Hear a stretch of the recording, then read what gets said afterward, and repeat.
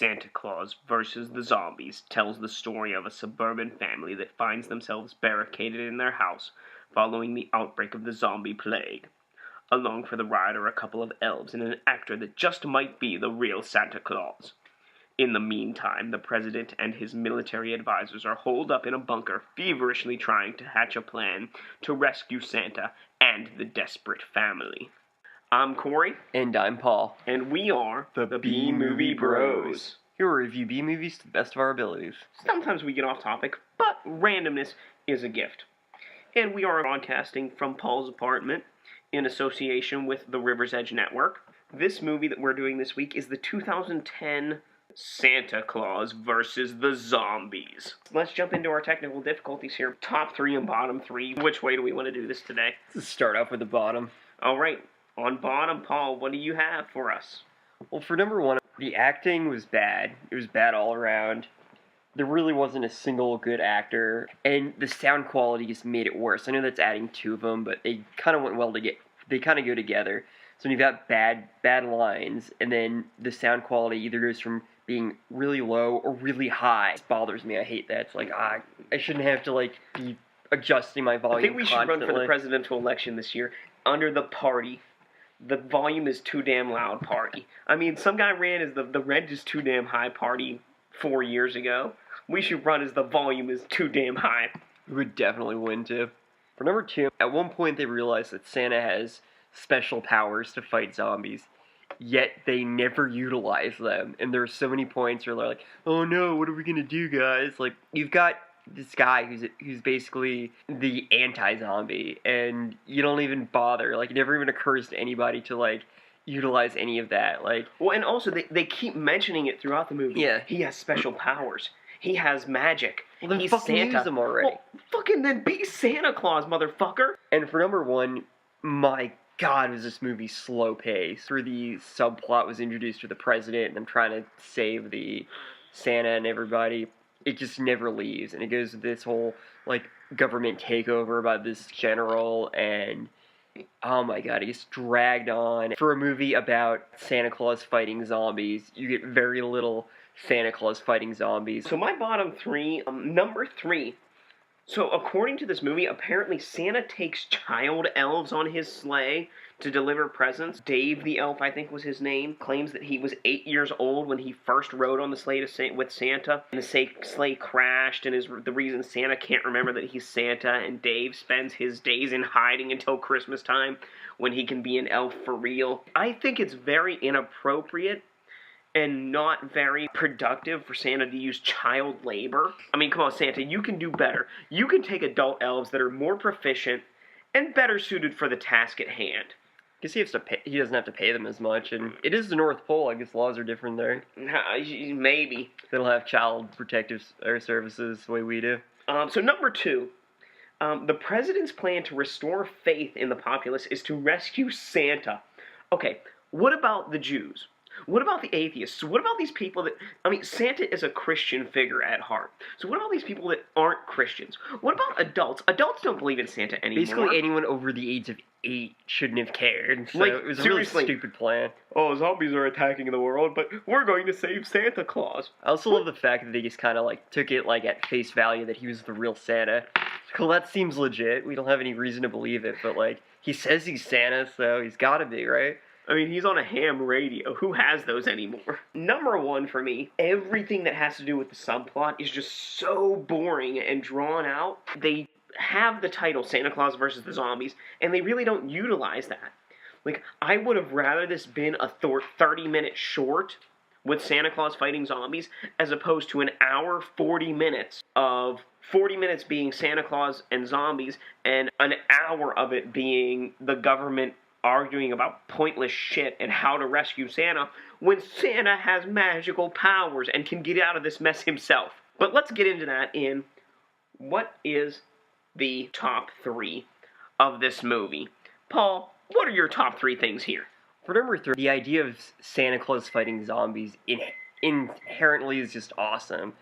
It's just picturing just fucking Santa having a giant candy cane that's whacking a zombie in the face is just awesome. So I'll give him that. It was a good idea at heart, even if they didn't it didn't quite live up to what it should have been. For number 2, this movie taught me that even zombies apparently respect Santa Claus. They would not at any point attack him. They had every opportunity to kill him and refused, and even gave him his hat back. And they really just wanted to sit on his lap. Apparently, zombies just respect the Santa Claus. And number 1, I'm gonna have to go with the fact that Santa Claus had the ability to fucking blow up zombies just randomly. He just went up to them and basically pointed at them, and they blew up. It only happened once, and they never talked about it again. But it was just kind of cool knowing that Santa has zombie destroying powers. My top 3 for this movie. Number 3, the characters in the Santa storyline actually make a decent watchable movie. They're diversified enough. They interact with each other in a seemingly cohesive way. I mean, it's not like it's great interaction. They don't have awesome chemistry. But they act in a believable way for a dysfunctional family at Christmas time. Number 2, apparently, like Paul said, being Santa makes zombies not want to eat you. I don't know if there's too much fat on you, if you smell like the North Pole, if it's because Santa is too old. Like, maybe they don't like beef jerky. You know, Santa's like fucking 1,500 years old or some shit like that. They don't like old meat.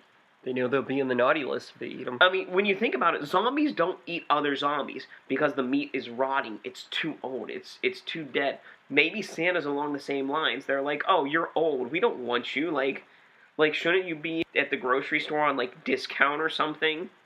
Santa Claus is a zombie. Santa Claus, 99 cents a pound. And number 1 is Santa actually does fight zombies in this movie. And he has magical powers. Not only is there the scene where he has his magical powers where he blows the shit out of them with fuck if I know.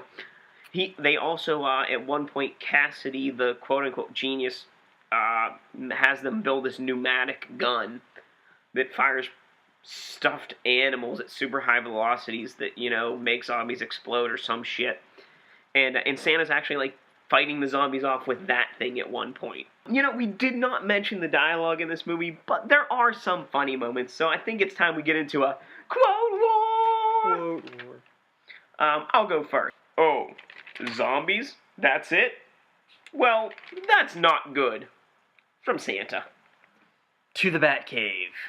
Phil. My butt's redder than Rudolph's nose. From an elf. Sorry I broke your door. It was cold outside. I saw you had a fire burning. I knocked.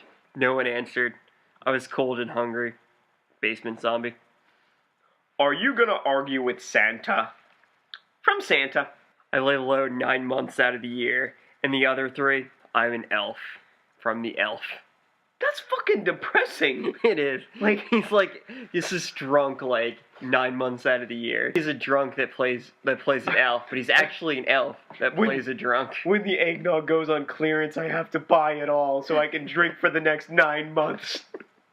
What a lonely life. So, don't forget to tweet us at BMovieBros. That's all one word. Tell us which quote was the best and who won this episode's quote war. Find us on Facebook at B-movie space BROS. That's B-Movie Bros. Tell us what you think, or right here in SoundCloud, leave a comment. Tell us what you think. Let's get down to our final take of this movie. On our shot scale, which is a reverse scale, 1 to 10, 1 being the best and 10 being the worst, how many shots do you feel you need to get through this movie, Paul? Just a number score, what do you give it? I'm going to give it an 8 out of 10. I think I was being a little generous on this movie today. I gave it a 7 out of 10. Can you tell us why you gave it an 8 out of 10 on our shot scale? This movie could have been a lot of fun to watch. It had Santa Claus fighting zombies. That's instantly awesome. But with all the drawn-out dialogue and useless subplots and god-awful pacing, this movie was drugged down completely to the point where it was almost unwatchable. There were a few enjoyable moments, but they were so few and far between that they really got lost amongst all the gratuitous crap. This movie had one job. It was to have Santa Claus fight zombies. And they couldn't even do that. Somehow they managed to fuck up such a straightforward plot. I will never watch this movie again. Once was more than enough. You know, I gave it a 7 out of 10, and here we go. This movie isn't all bad, however, the majority of it really is.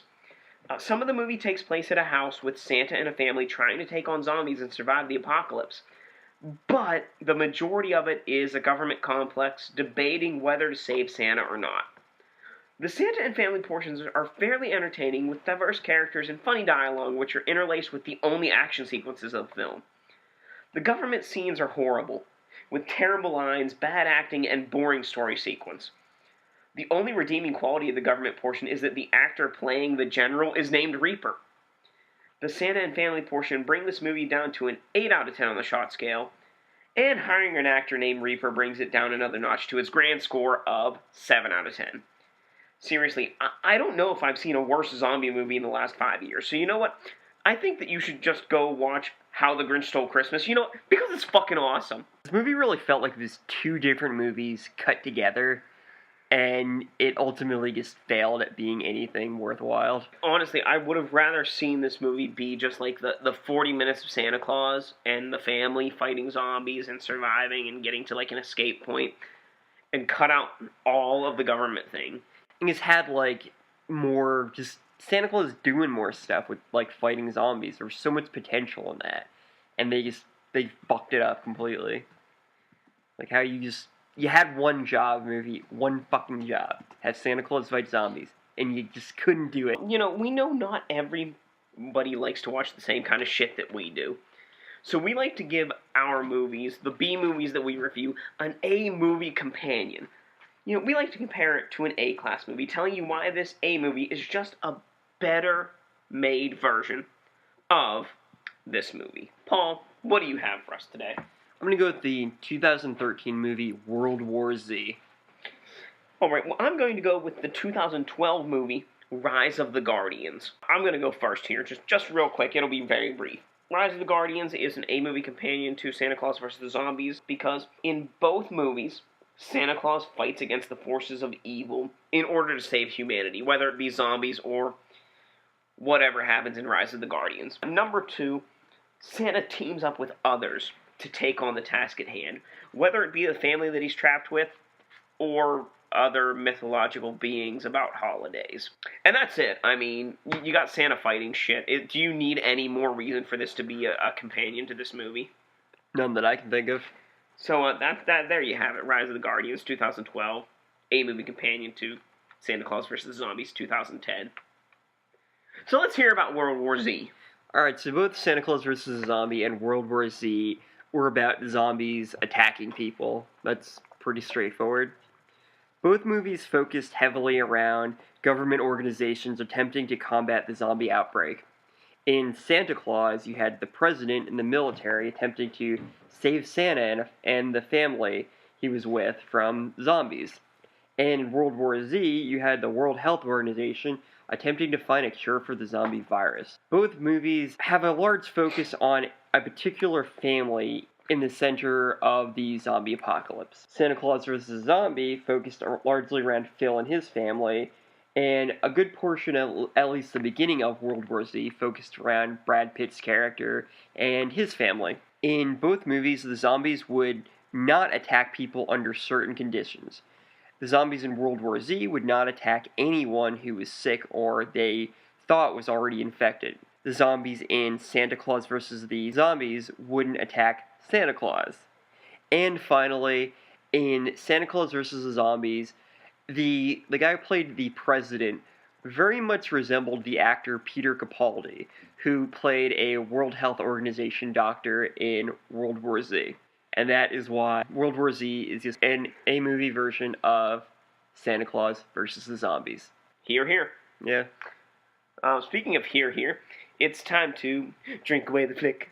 Drink away the flick. Come on and grab your drink. Let's drink away the flick. So, Paul and I are going to give you some drinking games for this movie. But you know what? I honestly have to say, while I was watching this movie, it was hard for me to focus on what kind of drinking games to make for this movie because, I'm drinking out of a fucking salt shaker today. This thing is so small, like, every time I seem to fill it up, my drink just disappears after one drink. And, like, every time I would fill it up, I would, like, end up drinking it. So I drank, like, the whole movie. I'm sorry if these drinking games are not as strong as some other movies, but here we go. Number 1, every time zombie. Drink. Number 2, and you can take that however you want. Zombie kill people, zombie appears, zombie farts, I don't care. Every time zombie, drink. Number 2, whenever a government storyline interrupts the movie, drink. Number 3, anytime Cassidy actually proves that she's smart, take a drink. Number 4, anytime the president's daughter is an idiot, take a drink. And of course, number 5, and because it's Christmas month, anytime Santa makes an appearance, take a drink. Yes, anytime Santa appears on screen in this movie, take a fucking drink. Because you need it. Believe me, you need it. So for my drinking games, I've got every time Santa or one of the elves fight, take a drink. Every time one of the scientists attempt to explain the situation, take a drink. Every time Dick is a dick, take a drink. And every time Cassidy and her father bond, take a drink. That's pretty much it. So those are your ways you can drink away this flick. So there you have it. If you want to join us next week as we continue Christmas month, we will be reviewing Santa Claus vs. the Martians from 1964, which they were actually watching at one point during Santa Claus vs. the Zombies. So we're going to find out, was the movie inside the movie better than this movie? Can we possibly find a worse Santa Claus vs. movie than this one? God, I hope not. Other than that, don't forget to follow us on Twitter at BMovieBros, that's all one word. Like us on Facebook at B-movie space BROS, that's BMovieBros. And you can tweet Paul directly at BMoviePaul. Or, follow us here on SoundCloud, comment on us, whatever the fuck you want to do. Anything else before we sign off, Paul? That's about it. I just really hope the next movie we watch is better, because, god damn it, Christmas month just needs to redeem itself already. I don't know if I can handle another Santa Claus versus Zombies or Santa Claus. So you know what, friends?